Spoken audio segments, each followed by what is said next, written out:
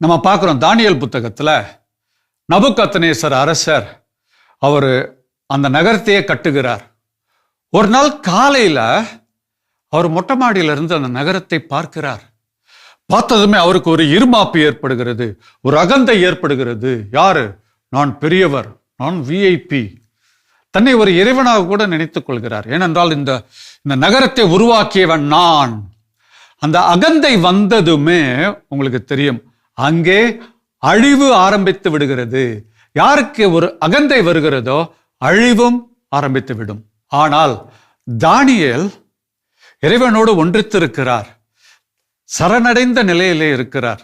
அவருக்கு ஆணவம் என்று கிடையாது. அவருக்கு பாருங்க, கடவுள் பலவிதமான வல்லமைகளை கொடுத்தும் அவர் ரொம்ப தாழ்ச்சியோடு இருக்கிறாரு. யாருக்கும் முகஸ்துதி எல்லாம் கிடையாது. இவருக்கு பெரிய அரசனுடைய ஒரு நல்ல எண்ணத்திலே ஒரு நல்ல அந்தஸ்து அவருக்கு கொடுக்கப்பட்டது. அதை அவர் தவறாக பயன்படுத்தவில்லை.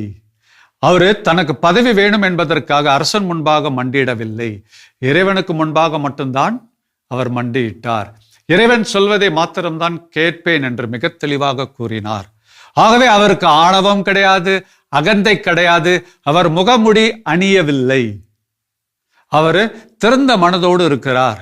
அப்ப தானியேலுக்கு கனவு மிக தெளிவாக தெரிகிறது. எந்த அளவுக்குன்னா, நபுக்கத்நேசரோட கனவு கூட இவரிடம் சொல்லப்படும் பொழுது அதற்கான தெளிவுகள் இவருக்கு வருகின்றன. அப்ப எப்ப வந்திருக்கலாம்னா, அவருக்கும் கனவிலே அது தோன்றியிருக்கலாம்.